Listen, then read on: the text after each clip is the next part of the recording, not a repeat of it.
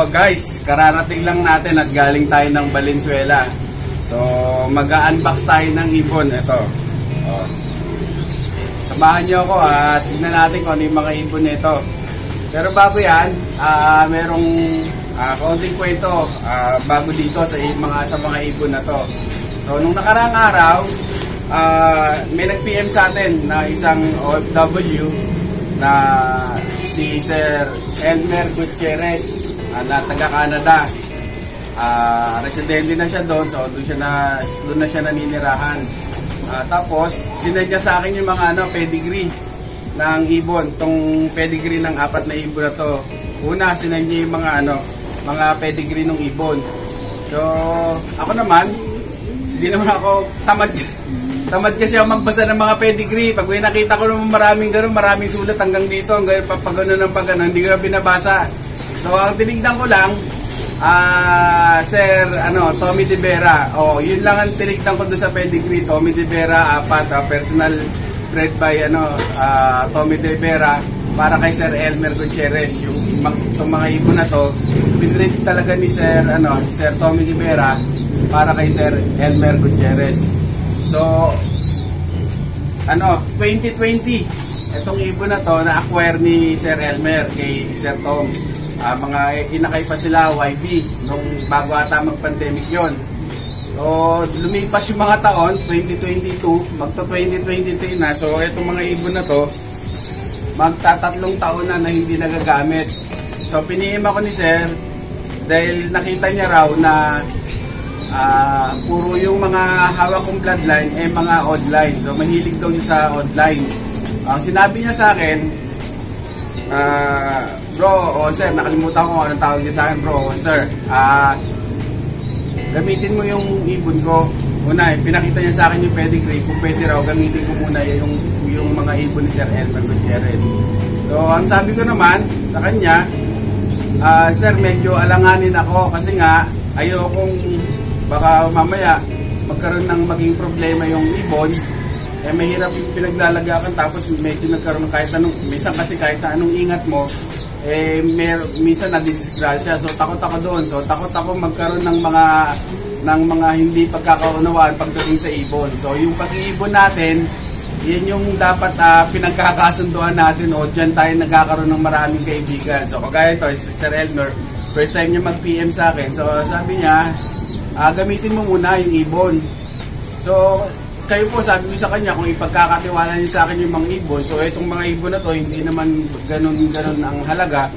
So sabi ko, wala pong problema kung ipagkakatiwala niyo, kung ipapagamit niyo sa akin sa mga race ko, wala pong problema. So ang sinabi ko sa Elmer, ganito na lang sir, yung mga ibon na yan, gagamitin natin. Magbibreed tayo, magbibreed ako, tapos bibilihan na lang natin ng singsing ng club o kaya ilalaro natin sa mga OLR para nang sa ganon yung mga ibon na to na mamonitor nyo kung ano yung mga ginawa. So ito rin yung mga ibon na gagamitin natin sa mga races. So yun ang sinabi ko sa kanya kaysa yung parang ako lang gagamit ng ibon. So parang hindi ko ano yung ganon. Kasi bilang isang OFW, yan, marami tayong mga OFW diyan. Shout out sa mga OFW. So hindi ko na naman nasabihin. So marami sila, mga taga iba-ibang bansa. Salamat sa inyo, salamat sa suporta sa mga pinopost ko na vlog. So yun nga, ang sabi niya, gamitin to. Tapos sabi ko naman sa kanya, ilalaro natin to ng mga club para mamamonitor mo yung mga ibon mo. Yung ibon mo mismo. So kasi yung mga OFW, hindi naman yan sila after sa mga karaniwan. Pera-pera, ganyan. Daming pera doon. Nandun yung maraming pera sa ibang bansa. So dito, after sila dun sa hobby nila dati, nung bata sila, yung mga iniwan nilang hobby bago sila pumunta sa ibang bansa, ma-monitor ko ano yung mga mangyayari sa mga ibon nila. So masaya na sila doon. Kung mag-champion D, mas masaya sila, pero yung mabalitaan mo sila na ganito may race na tayo, ganito may ganito tayo, ganito ilang lap na tayo. So libangan nila sa kunyari anti-stress sa kanila yung mga ganong dito sa atin. Ito rin yung pinagkakalibangan natin. tignan natin. Sabi sa akin ni Sir Elmer, pinaalam niya na to kay Sir Tommy De Vera. So sa akin, pag sinabing Sir Tommy De Vera, kaya nang sabi ko, ano yan parang legend na sa pag-iibon. Sa pagdating sa pag-iibon, sa pagdating sa pagbibigay ng mga advice sa mga fancier. So wala ka na masasabi pag Sir Tommy De Vera na yung pangalan. So respetadong tao. So samahan niyo ako. Tignan natin itong mga ibon na to. Yeah! Yun na! Puntik pa ako! Oh! Yari tayo kay Sir Neto pag nawala to. Naputol pa. Yari tayo. So, tignan natin. Tignan natin yung ibon. Tignan natin yung isa-isa. So, nahipo ko to kanina, malalaking ibon Malalaking ibon.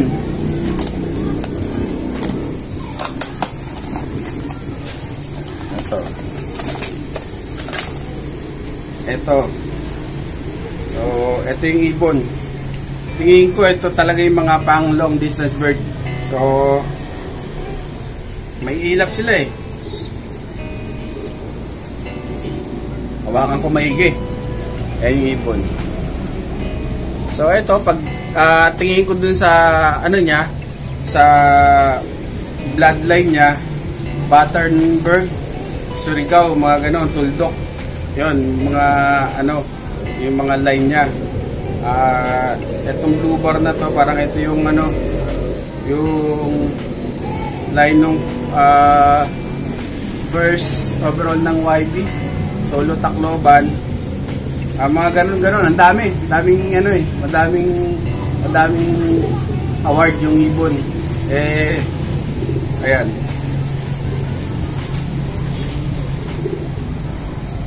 Ayan yung ibon.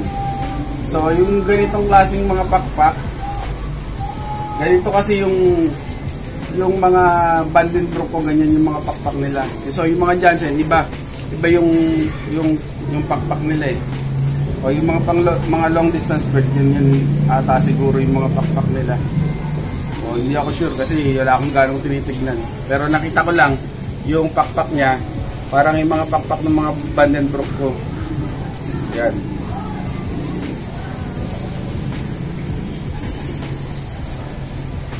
Ayan. Ayan, siya. Lagay ko muna sa training box. Ang ibon. Iilap sila. Kulang-kulang 3 taon nakalagay doon sa double cage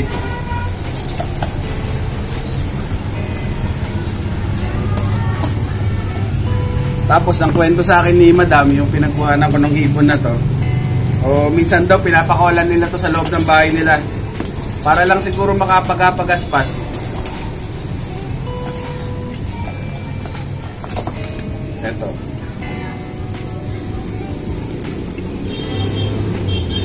Ito parang ang bloodline niya Garuda.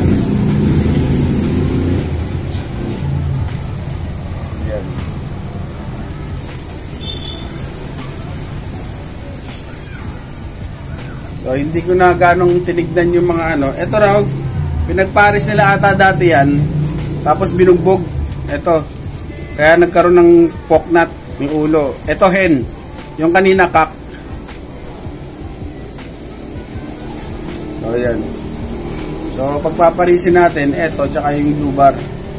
Yung naunang may ilap na ibon sila So, yung pakpak nila isa, ang ang hugis Ayan. So, mga pang long distance bird to. Yung sa pedigree kasi nila, puro mga Hall of Fame Parang ganun yung mga nakita ko First So, tignan natin. So, sa race, kung suswertihin tayo na makapagpa-champion sa mga line ni Sir Tommy De Vera. So, ayan. Hen. Parang ito, 3 kak, 1 hen. Ito lang yung hen.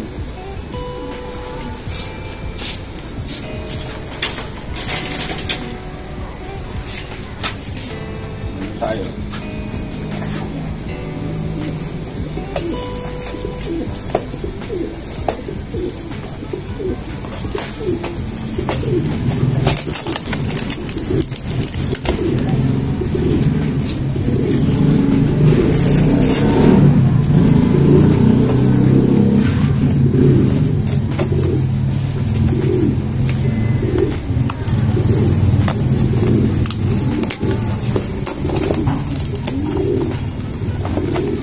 Laking ibon. Ingat na ingat ako eh. Kasi meron ako mga nakikita sa YouTube na mga nakakawalang ibon eh. Yung mga binili na mahal tapos biglang nakawala. Oy.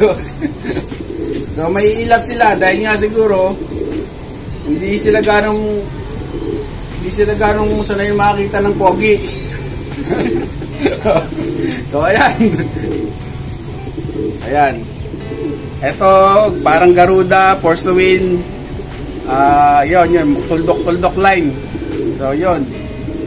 So nakita ko dun sa mga sa pedigree nila nakalagay puro champion. Cross champion sa champion pairing. Ay malakas nanginginig Oh. So yung pakpak nila guys mahaba yung mga pakpak nila. Saka medyo maninipis yung pagdating sa dulo. Ayan.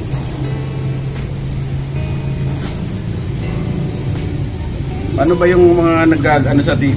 Yung mga marami akong nakikita nagpo-post, ginaganyan-ganyan eh.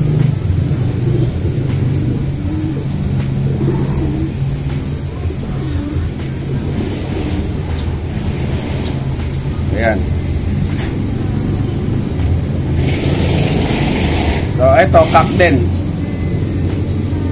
Ito naman, yung dalawang pagpapariksin natin, ito naman, medyo malalaking ibon sila. So, ipaparis natin doon sa mga ibon natin na na maliliit lang para maging medium size lang sila. Ayan.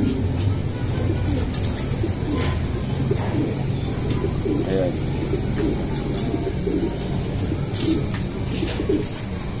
Ito, huli ko na to. Wala naman ng iba, huli na talaga to eh.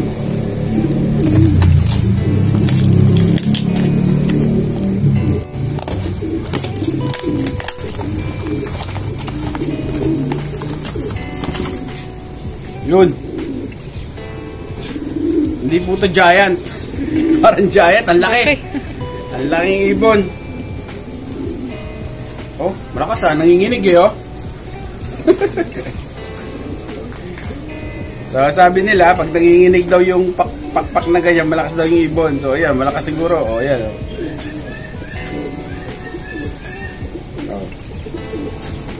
So eto, nakita ko dun sa pedigree niya, galing siya, both parents siya galing kay Sir Eric Madrigal, Bernasa. Ito, Bernasa White. So meron akong line nito, yung mga puti ko, Bernasa din yun eh. So ayan, Bernasa rin sila. Ang laki ng ibon na to. So i-prepare natin to sa mga Jansen Vandenbroek natin. Sana maglabas ng puti. So malaking ibon siya guys. Ang laki. Oh. Pa-giant na to.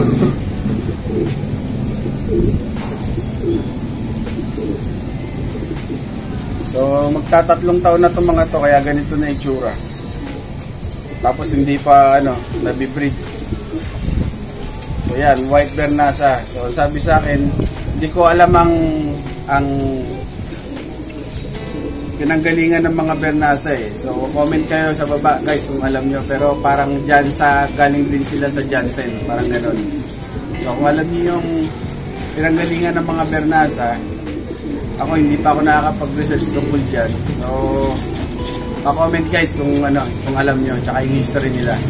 So, para alam ko rin. So alam din ng mga nanonood sa atin. Yan, malakas talaga. Gandang ibon, puti. Ang mata niya iba eh. Parang orange.